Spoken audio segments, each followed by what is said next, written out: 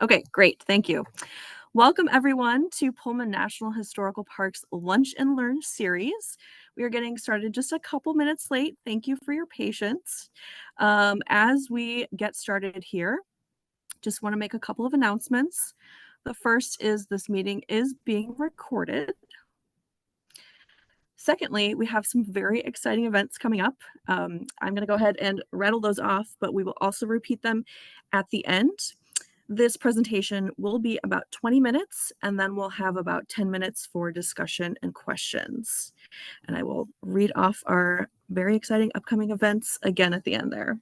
So first of all, we have Railroad Days coming up June 1st and 2nd. That is hosted by our official friends group, the Historic Pullman Foundation. It is a very exciting weekend in Pullman. We will have historic rail cars here visiting Pullman, the place they were built. We will have lots of activities. Tickets are currently on sale if you go to their website, pullmanil.org. Other events that we have coming up, June 8th, we have National Park Radio. That is a concert here held at Pullman National Historical Park. It will be outside on the state grounds of the state historic site. We encourage everyone to come with a lawn chair and a picnic. It will be a really nice evening here at the park. We will have more details on that very soon, so keep an eye on our Facebook page. Other things coming up are more editions of this Lunch and Learn series. So our next edition will be June 20th, and that will be covering the many faces of the Pullman Porters. Ranger Elijah will be giving that presentation. And then July 18th, Pullman on Prairie. I will be leading that with a close partner of ours, the Glessner House, and that will be talking about what the Pullman's life was like on Prairie Avenue here in Chicago. All right, with that, we're going to go ahead and get started talking about Pullman at the 1893 World's Columbian Exposition, led by Ranger Grace. I'll hand it off to Grace.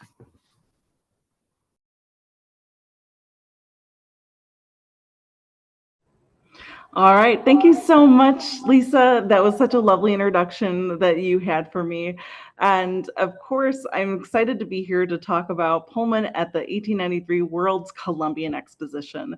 I wanted to start off by giving a lovely quote. Expositions are the timekeepers of progress. They record the world's advancement. They stimulate the energy, enterprise, and intellect of the people and quicken human genius. They go into the home, they broaden and brighten the daily life of the people. They open mighty storehouses of information to the student. Every exposition, great or small, has helped some onward step. This is from President William McKinley speaking at the 1901 American Exposition in Buffalo, New York. Although President McKinley used these words to describe the Pan American Exposition, it can also perfectly capture the excitement and the legacy that the expeditions have held within our country, especially the 1893 one. This World's Exposition provided a central stage to showcase what was available to Americans and to highlight our progress, to see the art and industrial innovations that would become kind of the hallmark of our country's legacy. These new innovations, from advancements in technology, art, new food, new music, was all a part of the experience, this rich sensory mosaic that visitors could experience at the World's Columbian Exposition. For my next slide, you are probably going to see kind of a little bit of an overview of how the world was welcoming Chicago. We are no longer Porkopolis, the city of cussing and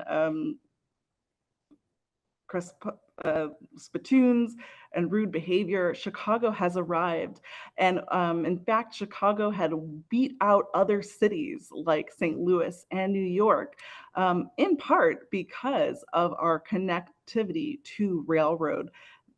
The railroad terminuses in the city that would greatly aid how visitors would experience the fair. We could see the Columbia welcomes all nations. And not only was this an American-centered experience, but it was a way for folks to visit other countries, but also for the world to come to Chicago and see for more than what its original heritage was. This was a draw for folks, especially since it was highlighting our vast innovations within what that was happening at the country. And so Chicago was awarded this bid, and they set about setting aside acres to form this whole plaza for the World's Columbian Exposition. This map kind of shows you what is happening here, the fairgrounds in a way. We can't exactly go back in time, but through the helps of maps, we could kind of get an essence of how large it was. Of course, this is where we have signature architects and designers like Burnham and Olmsted leaving their mark on the city and the fair itself. Going to the fair, visitors can experience quite a large array of buildings to explore. As the next slide kind of shows, an aerial view of what it could have looked like. Of course, drones weren't available then, but we could kind of see the immense sense of place. And there was no short of activity and electricity and bustle that you could have experienced at the Columbian Exposition. Of course, some of these pursuits were more entertainment, as the next slide shows. It was beauty and entertainment wrapped together in one. This shows that administrative building and the numerous ways that people can get around the fair. Of course, many arrived by train, but then we had this vast waterway network to help visitors experience these buildings. So on one end, you have this vast amount of learning going on of agriculture, industry, world government. And then as the next slide shows, through that grand architecture of still that administrative building, the next slide will show those different viewpoints of how large and the draw that brought people to the World's Columbian Exposition. But like we said, it wasn't all very serious and egghead type things you can do there. You could, in a way, travel to other countries. For example, the next slide will show you different artwork of the world of the arts building, and then transport you within that same short walk to the Midway Plaisance, which was where that fun kind of happened. This is where Americans could maybe grab really unique food, go on the wheel, the Ferris wheel that you see there, and just see and be seen. Adjacent to this, we also have the world meeting, America and America meeting the world. You could walk on the streets of Little Cairo and be transported to an Egyptian village, to the next slide showing a Persian palace in a way, both very exotic places in America's mind, to maybe more of a setting that some of the newly arriving Americans were more familiar with, which is an Austrian village scene as well. But while this was meant, the White City, as it was called, was never meant to be a permanent space on the American landscape, there were some permanent innovations that could be found, and very real innovations that could be found within the transportation building designed by Louis Sullivan. This shows the transportation building via the waterway entrance, but also, as the next slide shows you, with more of the iconic Golden Gate that would impress visitors. This transportation building was meant to showcase not only a throwback to previous ways of getting around, it was supposed to highlight the new innovations in rail and travel.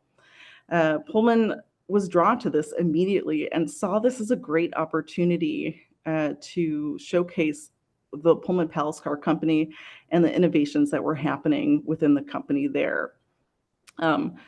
Here, visitors can enter through this main plaza and be greeted by at least 12 other countries that were housed along in this transportation building. We could kind of see very quickly, and I know it might be a little hard, Great Britain.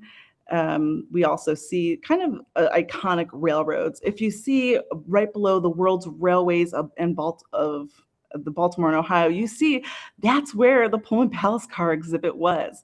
It is almost centrally featured, and I should say quite conveniently located next to the restroom. So how could you not stop and see them, right?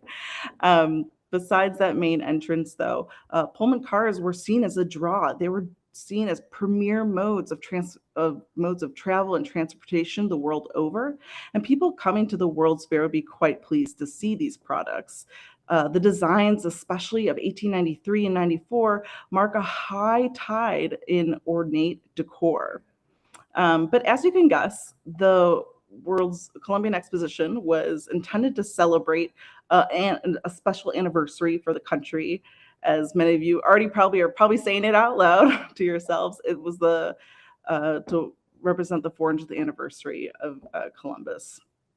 While it was meant to take place in 1892, it was delayed, but still they stuck with that theme of the Columbian Exposition, and the cars that Pullman showcased here really would highlight that theme as well of Columbus and discovery.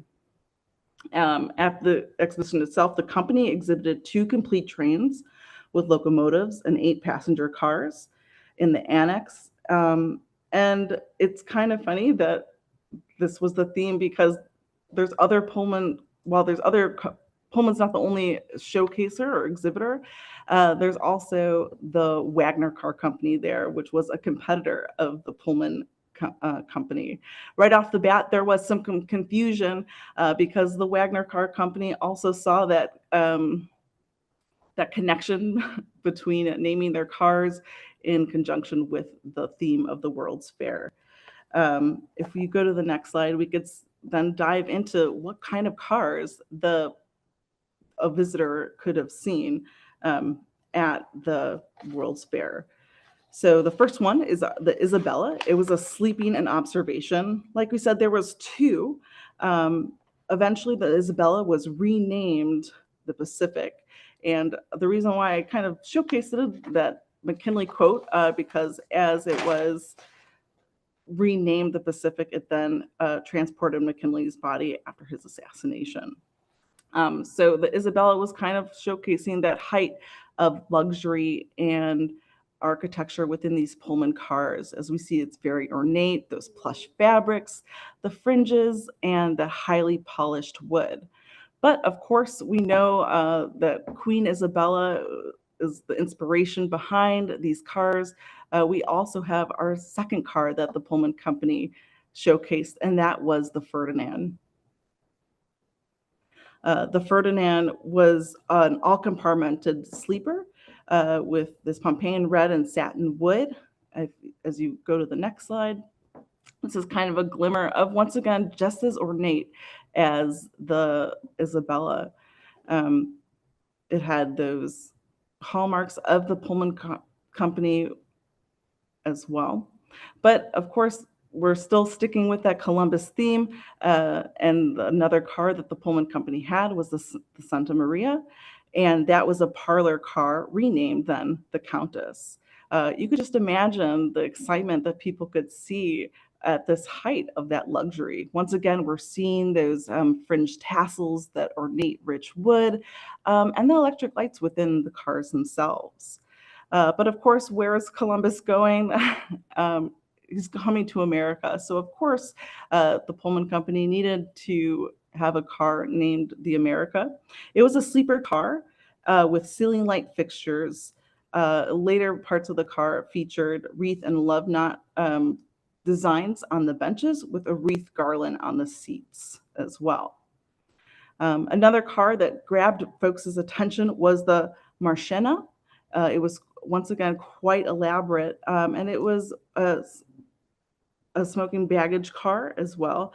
While on the outside it was paneled in a Primavera, in the inside it was quite beautiful. And if I had to choose a favorite car, this would be mine, and maybe it is yours too. If you know, after you see the next slide, and that's because it might be a little hard to see, but this is a domed section of this rail car. The Marchena housed a barber shop component to it that allowed for that all-encompassing experience that a rider on board a Pullman car could customize to taking care of their most personal needs of getting a haircut, and a good one, hopefully, at that. It also had a bathroom, a buffet for bar service, and a writing desk as well. Of course, you might think that the Marchena is beautiful, but the La Rabida is also a high contender for a fan favorite of the fair. And this was a dining car. It was used with the finest vermilion wood from Central America, and it had delicate stained glass, elaborate wood carved seats, and Edison Mazda lights supplemented by pinch gas lighting. Of course, though, Pullman was showcasing his practical nature on board this Columbian Exposition, and also had a mail car.